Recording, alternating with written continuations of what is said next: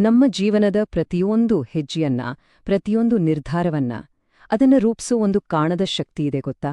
ಅದು ಬೇರೇನೂ ಅಲ್ಲ, ನಮ್ಮೊಳಗೆ ನಡೆಯೋ ಒಂದು ಮೌನ ಯುದ್ಧ. ಬನ್ನಿ, ಈ ಆಂತರಿಕ ಸಂಘರ್ಷದ ಆಳಕ್ಕೆ ಇಳಿದು ಅದರ ರಹಸ್ಯವನ್ನ ಒಟ್ಟಿಗೆ ಅರ್ಥ ಮಾಡ್ಕೊಳ್ಳೋಣ.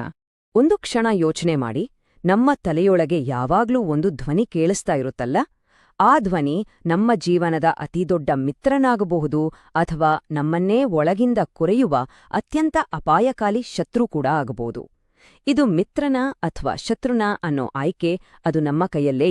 ಇದನ್ನ ಸುಮ್ನೆ ತಲೆಯಲ್ಲಿ ಓಡೋ ಯೋಚನೆಗಳ ಗದ್ದಲ ಅಂತ ಅನ್ಕೋಬೇಡಿ, ಯಾಕಂದ್ರೆ ಇದೇ ನಮ್ಮ ವಾಸ್ತವವನ್ನ, ನಮ್ಮ ಇಡೀ ಬದುಕನ್ನೇ ಕಟ್ಟಿ ನಿಲ್ಲಿಸುವ ಒಬ್ಬ ಮೌನ ಶಿಲ್ಪಿ. ನಾವು ಯೋಚಿಸುವ ಪ್ರತಿಯೊಂದು ಯೋಚನೆ ಒಂದೊಂದು ಇಟ್ಟಿಗೆ ಇದ್ದ ಹಾಗೆ, ಅದು ನಮ್ಮ ಭವಿಷ್ಯದ ಕಟ್ಟಡವನ್ನ ರೂಪಿಸ್ತಾ ಹೋಗುತ್ತೆ. ಹಾಗಾದ್ರೆ ಇಲ್ಲಿ ಒಂದು ದೊಡ್ಡ ಪ್ರಶ್ನೆ ಮೂಡುತ್ತೆ. ನಮ್ಮ ಬದುಕಿನ ಈ ವಿನ್ಯಾಸವನ್ನ, ಈ ಡಿಸೈನನ್ನ ಯಾರು ನಿಯಂತ್ರಿಸುತ್ತಿದ್ದಾರೆ? ನಾವೇನಾ ಅಥವಾ ನಮ್ಮೊಳಗಿನ ಆ ಧ್ವನಿಯ? ಈ ಪ್ರಶ್ನೆಗೆ ಉತ್ತರ ಕಂಡುಕೊಳ್ಳೋದೇ ನಮ್ಮ ಇವತ್ತಿನ ಈ ವಿಶ್ಲೇಷಣೆಯ ಗುರಿ. ಸರಿ, ಹಾಗಿದ್ರೆ ವಿಷಯದ ಆಳಕ್ಕೆ ಇಳಿಯೋಣ. ನಾವು ಎದುರಿಸುವ ಅತಿ ದೊಡ್ಡ ಯುದ್ಧಗಳು, ನಿಜವಾದ ಯುದ್ಧಗಳು ಹೊರಗಿನ ಜಗತ್ತಿನಲ್ಲಿ ನಡೆಯೋದಿಲ್ಲ. ಬದಲಿಗೆ ನಮ್ಮ ಮನಸ್ಸಿನೊಳಗಿನ ಈ ರಣರಂಗದಲ್ಲಿ ನಡೀತವೆ. ಇದನ್ನು ಅರ್ಥ ಮಾಡ್ಕೊಳ್ಳೋದೇ ಮೊದಲನೇ ಹೆಜ್ಜೆ. ಹೊರಗಿನ ಜಗತ್ತಿಗೆ ನಾವು ಎಷ್ಟೇ ಯಶಸ್ವಿಯಾಗಿ ಕಂಡ್ರೂ ನಮ್ಮ ಮನಸ್ಸಿನೊಳಗೆ ಒಂದು ರೀತಿಯ ನೆಮ್ಮದಿ, ಶಾಂತಿ ಇಲ್ಲದಿದ್ರೆ ಆ ಯಶಸ್ಸು ಮರಳಿನ ಮೇಲೆ ಕಟ್ಟಿದ ಅರಮನೆಯ ಹಾಗೆ. ನಿಜವಾದ ಪಾಂಡಿತ್ಯ, ಅಸಲಿ ಮಾಸ್ಟ್ರಿ ಶುರುವಾಗೋದೇ ಈ ಆಂತರಿಕ ಯುದ್ಧದಲ್ಲಿ ನಾವು ಗೆದ್ದಾಗ. ಆದ್ರೆ ಒಂದು ವಿಚಿತ್ರ ಅಲ್ವಾ? ನಮ್ಮ ಜೀವನಕ್ಕೆ ಇಷ್ಟೊಂದು ಮುಖ್ಯವಾದ ಈ ಆಂತರಿಕ ಯುದ್ಧವನ್ನ ಹೊರಗಿನ ಜಗತ್ತಿನ ಗದ್ದಲದಲ್ಲಿ ನಾವ್ ಯಾಕೆ ಹೆಚ್ಚಾಗಿ ಕಡೆಗಣಿಸ್ತೀವಿ? ಬಹುಶಃ ಇದು ಕಣ್ಣಿಗೆ ಕಾಣದ ಯುದ್ಧ ಆಗಿರೋದ್ರಿಂದನಾ? ಇಲ್ಲೊಂದು ಇಂಟ್ರೆಸ್ಟಿಂಗ್ ವಿಷಯವನ್ನ ಗಮನಿಸಿ. ಹೊರಗಿನ ಪ್ರಪಂಚ ನಮ್ಮನ್ನ ಯಾವಾಗಲೂ ಕೈಬೀಸಿ ಕರೆಯುತ್ತೆ. ಲೈಕ್ಸ್, ಪ್ರಮೋಷನ್ಗಳು, ಮೆಚ್ಚುಗೆ ಇವೆಲ್ಲ ತಕ್ಷಣ ಸಿಗುತ್ತೆ. ಇದು ಸುಲಭದ ದಾರಿ. ಆದ್ರೆ ನಮ್ಮೊಳಗಿನ ಭಯಗಳನ್ನ ಎದುರಿಸೋದಿದೆಯಲ್ಲ, ಅದು ಕಷ್ಟ. ಅದಕ್ಕೆ ಧೈರ್ಯ, ಏಕಾಂತ, ಪ್ರಾಮಾಣಿಕತೆ ಎಲ್ಲವೂ ಬೇಕು. ಇದೇ ನಮ್ಮ ಇವತ್ತಿನ ಸಂದಿಗ್ಧತೆ. ಆದ್ರೆ ನೋಡಿ, ಈ ಎಲ್ಲ ಗೊಂದಲಗಳನ್ನ, ಭ್ರಮೆಗಳನ್ನ ಒಂದೇ ಒಂದು ಸತ್ಯ ಚುಚ್ಚಿ ನಿಲ್ಲಿಸ್ಬಿಡುತ್ತೆ. ಅದು ಮರಣ. ನಮ್ಮ ಈ ಬದುಕು ಶಾಶ್ವತವಲ್ಲ ಅನ್ನೋ ಅರಿವು ಮೂಡಿದ ತಕ್ಷಣ ಯಾವುದು ನಿಜವಾಗಿಯೂ ಮುಖ್ಯ ಅನ್ನೋ ಒಂದು ಸ್ಪಷ್ಟತೆ ಸಿಗತ್ತೆ. ಆಗ ಈ ಹೊರಗಿನ ಸಣ್ಣಪುಟ್ಟ ವಿಷಯಗಳೆಲ್ಲ ತೀರಾ ಅರ್ಥಹೀನ ಅನ್ಸೋಕೆ ಶುರುವಾಗತ್ತೆ. ಹಾಗಾದ್ರೆ ಈ ಆಂತರಿಕ ಧ್ವನಿಗಳನ್ನ ಗುರುತಿಸೋದು ಹೇಗೆ? ನಮ್ಮ ಮನಸ್ಸಿನೊಳಗೆ ಮಾತಾಡ್ತಿರೋದು ನಮ್ಮ ಮಿತ್ರನ ಅಥವಾ ನಮ್ಮನ್ನೇ ಹಾಳ್ಮಾಡುವ ವಿಧ್ವಂಸಕನ?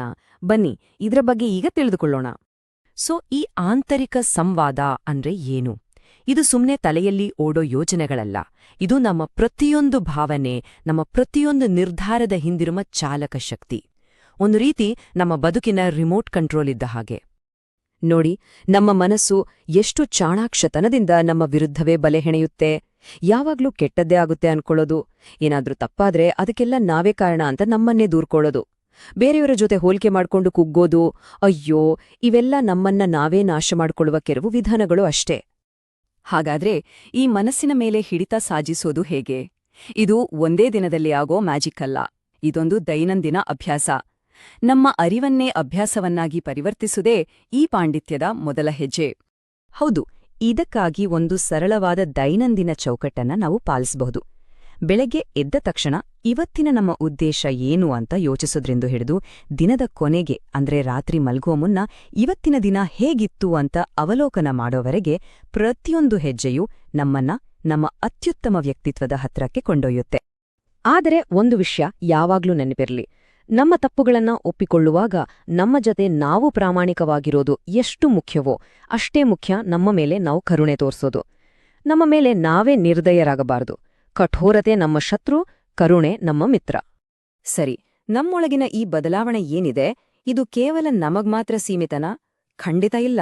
ನಾವು ನಮ್ಮ ಆಂತರಿಕ ಯುದ್ಧದಲ್ಲಿ ಗೆದ್ದಾಗ ಅದರ ಪರಿಣಾಮ ಹೊರಗಿನ ಜಗತ್ತಿನ ಮೇಲೂ ಬೀಳುತ್ತೆ. ಆಂತರಿಕ ಸ್ಥಿರತೆಯಿಂದ ಜಗತ್ತಿನ ಮೇಲೆ ಹೇಗೆ ಪ್ರಭಾವ ಬೀರಬಹುದು ಅಂತ ನೋಡೋಣ. ನಮ್ಮ ಮನಸ್ಸಿನಲ್ಲಿ ಸ್ಥಿರತೆ ಇದ್ದಾಗ ನಮ್ಮ ನಡವಳಿಕೆಯಲ್ಲಿ ಒಂದು ಅಧಿಕೃತತೆ ಬರುತ್ತೆ. ಇದೇ ನಿಜವಾದ ನಾಯಕತ್ವದ ಗುಣ. ಇಂಥ ನಾಯಕರು ಜನರಲ್ಲಿ ವಿಶ್ವಾಸ ಮೂಡಿಸ್ತಾರೆ ಮತ್ತು ಅವರ ಸುತ್ತ ಒಂದು ಸುರಕ್ಷಿತ ವಾತಾವರಣವನ್ನೇ ಸೃಷ್ಟಿಸ್ತಾರೆ. ಇಂತಹ ಅಧಿಕೃತ ನಾಯಕತ್ವದಿಂದ ಸ್ಥಿತಿಸ್ಥಾಪಕ ಸಂಸ್ಥೆಗಳು ಹುಟ್ಕೊಳ್ತವೆ. ಅಷ್ಟೇ ಅಲ್ಲ, ಕುಟುಂಬಗಳಲ್ಲಿಯೂ ಕೂಡ ಭಾವನಾತ್ಮಕ ಭದ್ರತೆ ಮತ್ತು ಸ್ಪಷ್ಟತೆ ಮೂಡುತ್ತೆ. ಯಾಕಂದ್ರೆ ನಾಯಕನ ಸ್ಥಿರತೆ ಇಡೀ ವ್ಯವಸ್ಥೆಗೆ ಹರಡುತ್ತೆ.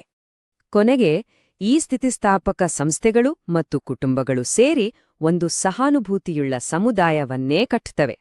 ಇಲ್ಲಿ ಪ್ರಾಮಾಣಿಕತೆಗೆ ಬೆಲೆ ಇರುತ್ತೆ, ಪರಸ್ಪರ ಸಹಾನುಭೂತಿ ಇರುತ್ತೆ. ನೋಡಿ, ಒಬ್ಬ ವ್ಯಕ್ತಿಯ ಆಂತರಿಕ ಪಯಣ ಇಡೀ ಸಮಾಜಕ್ಕೆ ಹೇಗೆ ಲಾಭ ತರಬಲ್ಲದು ಅನ್ನೋದಕ್ಕೆ ಇದೇ ಸಾಕ್ಷಿ. ಹಾಗಾದ್ರೆ ಈ ಇಡೀ ವಿಶ್ಲೇಷಣೆಯ ಕೊನೆಯಲ್ಲಿ ನಮ್ಮ ಮುಂದೆ ಉಳಿಯುವ ಪ್ರಶ್ನೆ ಒಂದೇ: ನಮ್ಮ ಜೀವನವೆಂಬ ಈ ಮಹಾಯುದ್ಧ ಮುಗಿದಾಗ ಅಂತಿಮವಾಗಿ ಗೆದ್ದಿರುವುದು ಯಾರು? ನಮ್ಮೊಳಗಿನ ಮಿತ್ರನೇ ಅಥವಾ ನಮ್ಮ ಶತ್ರುವೇ? ಈ ಪ್ರಶ್ನೆಯ ಉತ್ತರ ನಮ್ಮ ಕೈಯಲ್ಲೇ ಇದೆ.